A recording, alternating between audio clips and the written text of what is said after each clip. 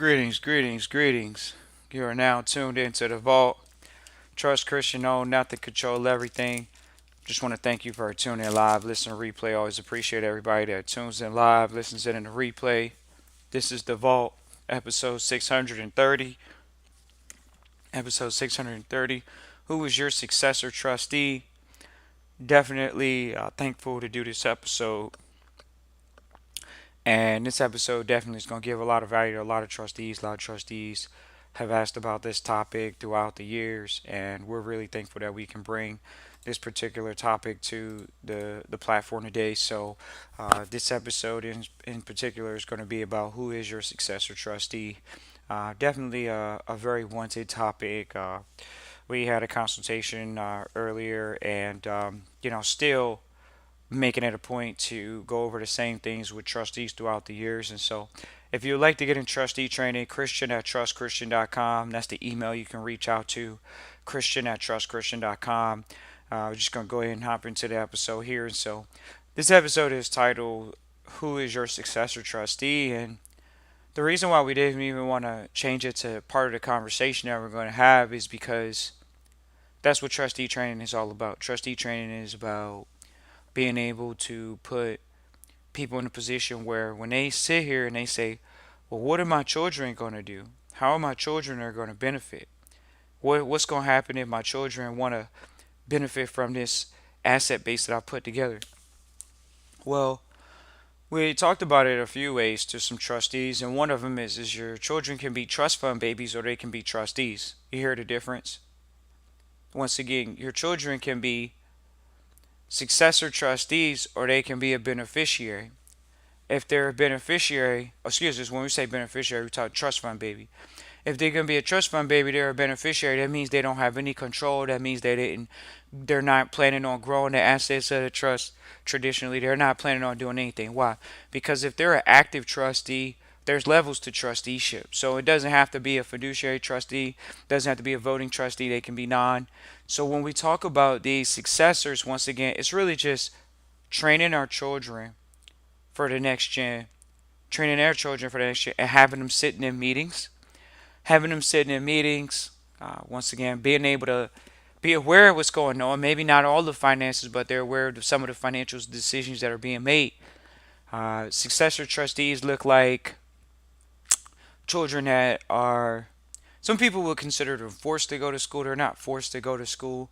They're just given a decision that they can make, which is an offer that they can deal and do, which is maybe the family estate pays for an education that they in turn come and work for the family estate. So when you hear that type of thought process, you hear that the family estate is focused on putting a successor in place. It's not just uh, we want to make sure that the child has an easier life and they're going to become what? A trust fund baby. That's essentially what they would be. They would be a trust fund baby if they're not going to do anything. So when we talk about successor trustees, ladies and gentlemen, successor trustees are going to be people that you want to get educated. These are people that are educated at times. It's a varying degree. Maybe successors are being trained internally, which we recommend. Internal promotion. That means that they are aware of what the family estate looks like. They've been around for a while. They just maybe haven't made decisions, but they still are aware of what's going on in the family estate. They have a good grasp of what's going on in the family estate. Successor trustees should always still have a grasp of what's going on in the family estate, no matter what. They should always have a quality general idea of what's going on in the family estate. So even if someone outside came in to actually uh, manage any assets for the beneficiaries, they would have been given a directory, a directive, a mandate, instructions on what they would need to have in place or what is in place for them to manage and how it would look as them as the being a new trustee. Successor trustees are, could be a bank, could be a lawyer, could be accountant.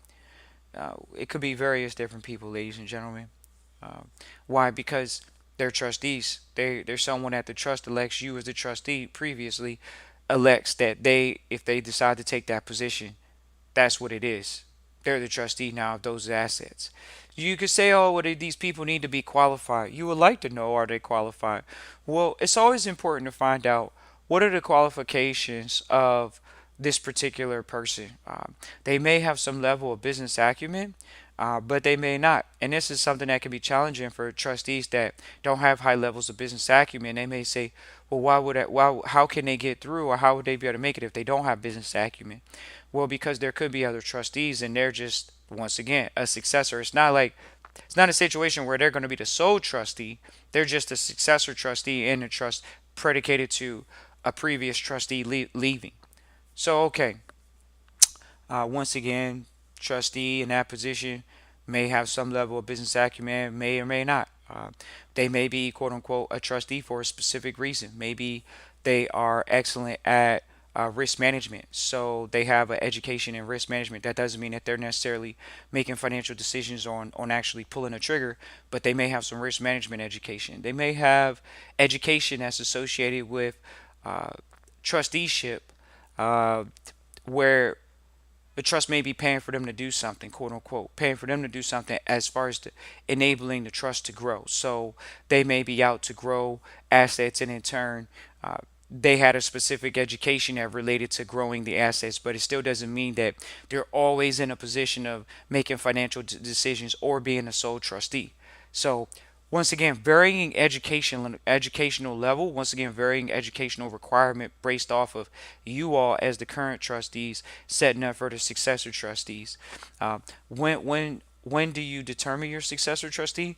Ladies and gentlemen, it's actually one of the first few things that you're supposed to fill out when you start in trusteeship, which is who's going to be your successor. Why?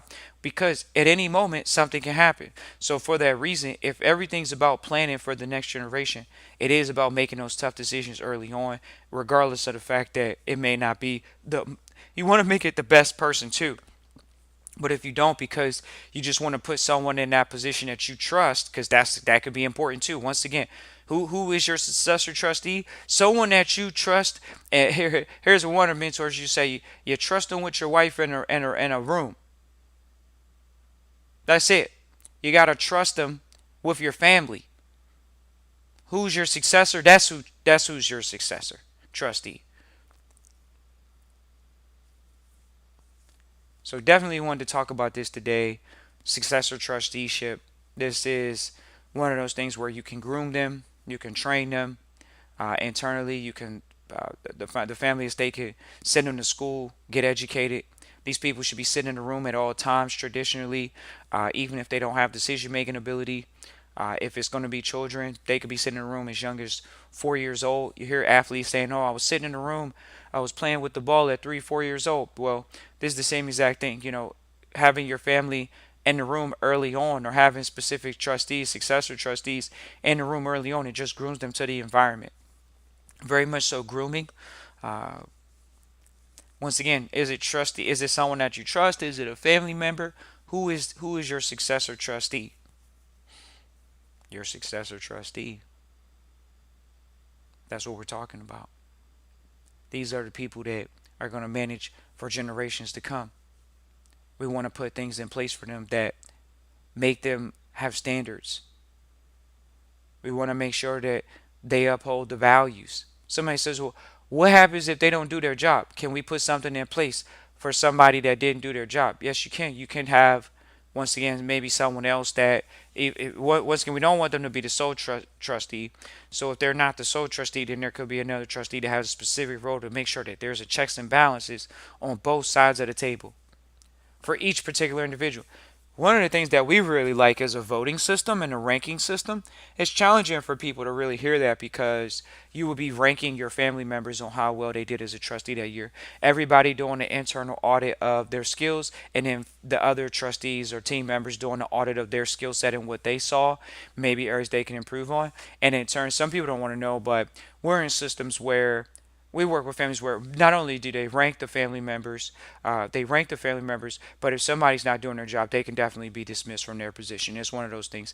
If you're not qualifying yourself by your work ethic, then there's definitely possibility where you could be once again you're going to get voted out possibly in that system, or that particular individual will get voted out of actually being a trustee at that point. So once again, you're putting fail safes in place for a successor that doesn't come in actually do their job. It's going to be challenging if you are in a situation where you're the sole trustee and then you put the next successor trustee in a position where they're the sole trustee. So you all want to think about that, ladies and gentlemen. Do you want to just relinquish over most of your assets to, not even your assets, but relinquish over the family estate to just one particular person? And they may not be fully trained as well, or fully, just being fully in the right position, being the best person for that position. So what does that look like, Trust Christian? Well, okay, if that family member is not in that position, they can always grow into that position. So it's not a, oh well, they got in that position. What do we do about that? How do we, if they're going to be the sole trustee in that situation, what do we put in place now that we're gone? How do we enforce what we're talking about? One of the things is by making sure you do put, people come to us all the time, bottle protector. We're not going to go too far into that this week, but we do want to say you can have multiple positions, once again, that has a level of checks and balances for that particular trustee to do their job over the family estate. What we were going to say is this is why you see a lot of wealthy people say that they're not going to give money to their kids. And partially directly, partially is because most wealthy people's children have had it a little easy. So in turn, giving them so much responsibility of cash and capital, they have no, the success rates, the success ratios, the trends that happen when you give a child or someone that's under 25 or 30 that doesn't have a really sharp business focus, there is truly a degradation to the assets. And then what happens is we sit in a room with wealthier families and they say for sure that they're not giving the money to their kids, and that's just children directly. And that's partially they're not even given a trust as far as the successor trustee. Why? Because they don't think that the children are competent.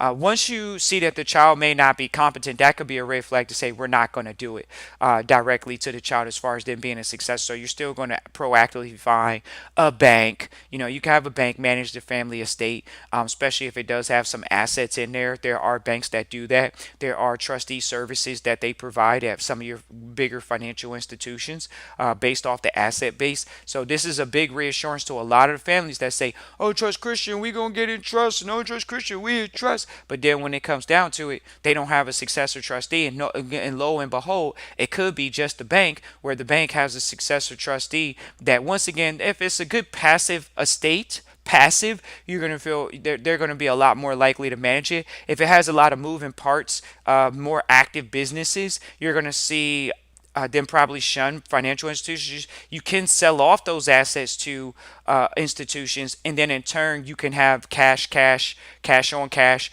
quote unquote, that the financial advisor or financial trustee is going to be able to just manage that cash in a fund. Maybe they're an accountant and they're a trustee and they're managing the funds, making sure that the numbers are good, making sure that the numbers never go below a certain number. Making maybe possibly you find an aggressive advisor that's actually investing in the market for those trustees for future returns.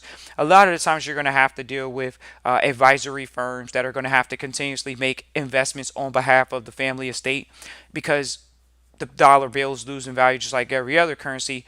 Point being is you still want to increase the holding of the estate possibly, or hedge against inflation, which is long-term depreciation against the estate itself. So we definitely want to talk about this today. No financial advice or legal advice, but appreciate everybody for tuning in live, listening to replay. Feel free to type into the chat where you're tuning in live, listening to replay from. Once again, this episode is really to attack and talk about some of the options that you have as successors. Once again, could be a lawyer, could be accountant, could be a bank possibly, or not a teller, but someone that works at a bank. Once again, if it's not going to be a bank, it could be an independent advisory firm. Some people may say, "Oh, I have a financial advisor." We see it all the time. So those are people that could be potential successor trustees.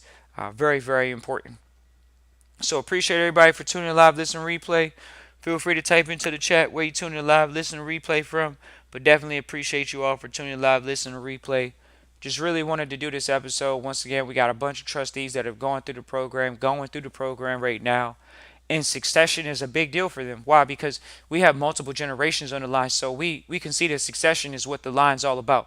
You got the grandparents, you got the gen that we connect with, first gen, and then you got you have second gen, so we have three generations on the phone, at times right now, and we're really thankful for that, and we're really excited to work with those families, because it's all about successor trusteeship. It's all about who's going to be the successor.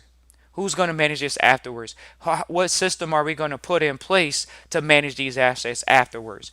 What system are you going to put in place, ladies and gentlemen? And part of that system is, who is your successor trustee? Appreciate you all for tuning live, listen, replay. Thank you for listening to this short clip. Christian at trustchristian.com. Once again, it's Christian at trustchristian.com. Peace and joy.